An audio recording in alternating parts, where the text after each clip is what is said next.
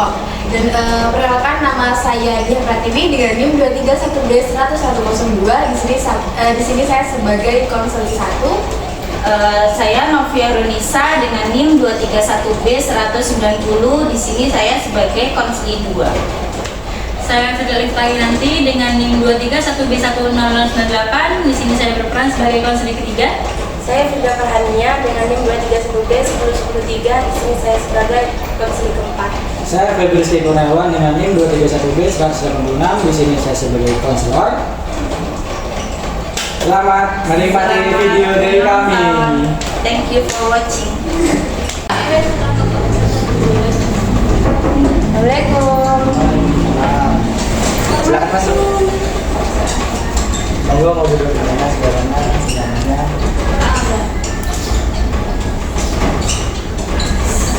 Baik, terima kasih sudah datang pada sesi konseling kelompok hari ini. Bagaimana kabarnya kalian semua? Alhamdulillah baik. Kesini naik kendaraan apa? Sepeda motor. Bagaimana? Macet apa lancar?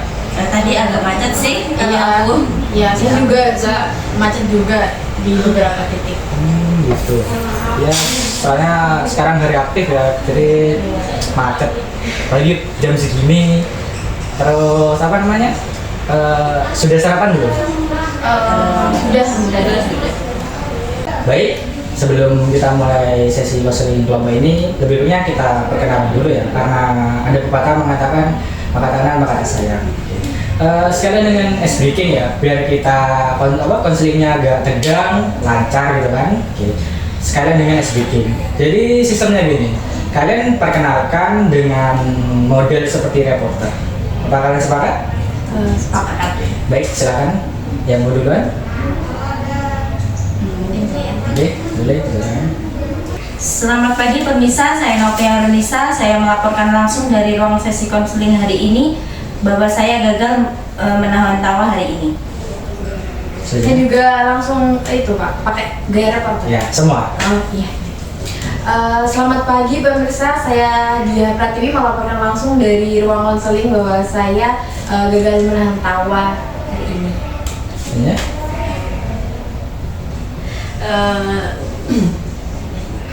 Selamat pagi pemirsa, perkenalkan saya Fidelis nanti mengabarkan dari ruang konseling. Hari ini saya gagal menahan tawa. Boleh saya. Selamat pagi pemirsa, nama saya Frida Farhania. Saya mengabarkan bahwa hari ini saya gagal menahan tawa.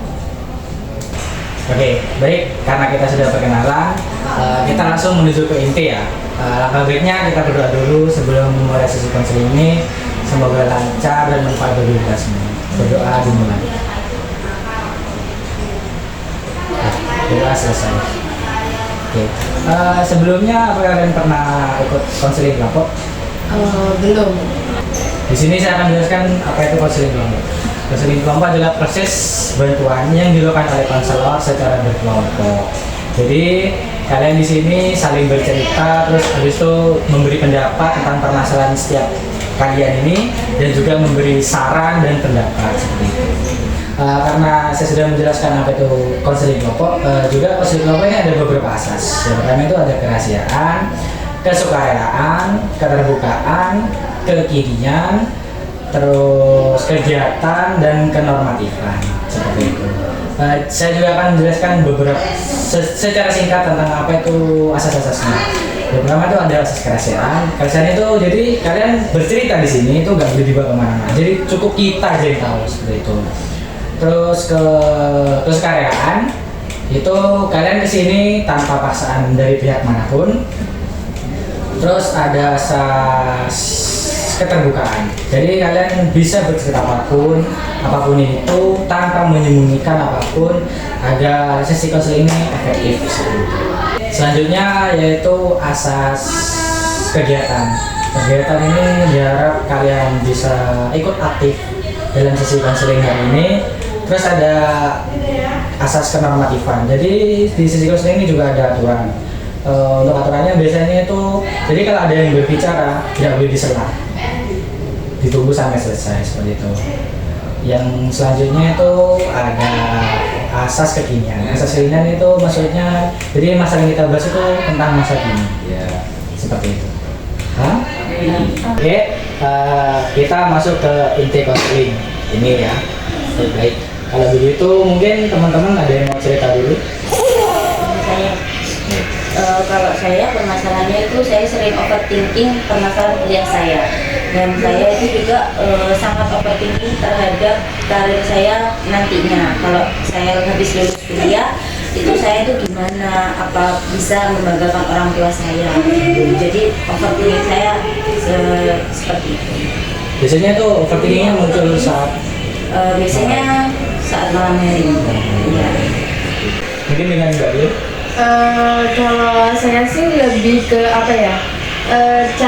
Saya pengen menghadapi rasa ketidakpercayaan diri saya. Soalnya tuh kalau saya tuh biasanya waktu kuliah, waktu presentasi itu saya tuh kadang nggak percaya diri gitu loh. Saya kayak kalau pas presentasi itu kayak takut nanti presentasinya bisa apa enggak, terus kayak keringat dingin, takut sendiri lah pokoknya. Oke, mungkin selanjutnya dengan Mbak Herli. Kalau saya tuh lebih ke stres karena tugas kuliah menumpuk.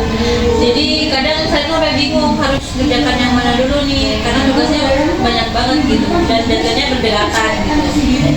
Mungkin karena semester tinggi ya. Mungkin dengan Mbak Bego. Kalau saya itu lebih ke kecewa sama diri sendiri, soalnya setiap yang saya lakukan itu tidak sesuai yang saya harapkan. Contohnya seperti apa? Misal ini saya itu pas waktu UAS dulu itu, padahal saya sudah belajar tapi nilainya saya itu B, padahal saya pengennya tuh A. Oke, karena sudah bercerita semua, karena waktu kita terbatas ya, jadi permasalahan kita itu kita bahas satu dulu, untuk yang lain kita bahas minggu depan. Bagaimana, sepakat? Oke, kalau begitu mungkin ada permasalahannya dulu yang mau diselesaikan atau dikasih solusi, Mungkin saya boleh dengan Mbak Novi. gimana? Iya boleh. Silakan bercerita lebih detail. Kan tadi permasalahan saya kan tentang overthinking. Overthinking saya itu soal perkuliahan saya. Saya kan sudah semester 2. Nah itu saya overthinking. Saya itu bisa apa enggak lah kuliah ini sampai lulus tepat waktu. Nah overthinking yang selanjutnya itu saya sampai overthinking ke saya bisa apa enggak setelah lulus kuliah, saya itu bisa apa enggak dapat kerja yang baik, ya kerja yang maksimal gitulah, kerja yang bagus, terus saya itu bisa apa enggak membanggakan orang tua saya. Seperti itu. Oke, saya mendengar ceritanya Mbak Novi ini karena overthinking ya. Iya. Oke, karena kita menggunakan teknik sharing dan diskusi ya, jadi kita saling memberi pendapat dan solusi kita bersama untuk Mbak. Mungkin ada teman-teman yang mau ngasih solusi atau pendapat dulu buat Mbak Novi. Iya, kalau pendapat saya pribadi itu ya kurang lebih sama sih Mbak. Saya juga merasakan ke overthinkingan seperti itu, kayak saya juga takut gitu nantinya ya apa ya nanti kuliah bisa nggak sih sampai menghadapi sampai lulus gitu, apalagi kan kalau semester tua ini kan pasti ada sempro, ada skripsi, dan itu kan pasti juga agak mudah juga bagi saya juga overthinkingnya seperti itu. Terus juga overthinking nanti kedepannya setelah lulus tuh nanti gimana, bisa nggak membanggakan orang tua atau ya setidaknya tidak mengecewakan lah, seperti itu. Kurang lebih sama, saya juga merasakan hal yang seperti itu. Mungkin yang lain? Kalau saya sebenarnya juga pernah sih Mbak overthinking kayak gitu, ya kepikiran bisa nggak nih aku lulus tepat waktu, atau bisa nih aku lulus dengan nilai yang memuaskan gitu kan. Tapi setiap saya overthinking pasti saya tuh alihkan ke kegiatan-kegiatan yang positif gitu loh, jadi udah biar nggak inget lagi sama overthinking gitu. Iya Mbak. Ya? Kalau menurut aku sih ya, aku juga pernah ngalamin hal kayak gitu. Cuman setiap aku punya pemikiran kayak gitu aku selalu berpikir udahlah jalanin aja dulu, untuk hasilnya itu nanti kan ke belakangnya itu. Yang penting kita ngejalanin dulu. Oke, karena kita sudah selesai ya sesi konselingnya, mungkin bagaimana perasaan kalian setelah konseling dan sebelum konseling dari skala 1 sampai 10? Kalau dari saya 9 sih, karena saya kan sudah lega bisa bercerita. terus juga dapat pendapat juga dari teman-teman. Terus ternyata bukan saya saja yang bisa overthinkingnya berlebihan kayak gini, ternyata semuanya juga mengalami seperti overthinking juga ya. Mungkin Kalau dari saya sendiri mungkin 8 ya. Itu saya dari sesi konseling ini juga mendapatkan wawasan baru gitu, cara-caranya tadi Mbak Firda tadi bilang di apa, ketika konseling itu datang dialihkan ke yang positif, itu juga mungkin bisa saya terapkan di ketika saya overthinking juga seperti itu. mungkin banyak salah. Kalau saya di 7, karena selain saya tahu kalau bukan cuma saya yang punya overthinking, saya juga bisa berbagi pengalaman, berbagi pendapat, saran sama teman-teman yang ada di sini. Mungkin dengan Mbak Firdanya. Kalau saya itu di 7 mungkin ya. Saya juga pertamanya kan ini soal pertama kali juga ikut konseling, agak lega dan juga bisa bercerita bareng-bareng sama teman-teman di sini, dan juga bisa ngasih solusi masalahnya Pak Novi juga tadi. Terima kasih juga buat semuanya. Ternyata bukan saya juga yang memiliki overthinking berlebihan. Ternyata semuanya juga ada overthinking juga. Dan terima kasih juga saran-sarannya ya teman-teman. Semoga kita bisa melewati overthinking ini semua. Iya Mbak, amin. Supaya kita bisa lulus tepat waktu juga. Amin. Sesi konselingnya sudah selesai. Mungkin saya akan tutup ya. Untuk yang belum, mungkin kita bisa melakukan sesi konseling minggu depan atau bulan depan. Sepakat? Pak, kalau misalnya tanggalnya itu kita yang nentuin gimana? Boleh, bisa. Disepakati bersama. Nanti kita kalau sudah nentuin tanggal kita konfirmasi ke Bapak lagi. Oke, boleh. Oke.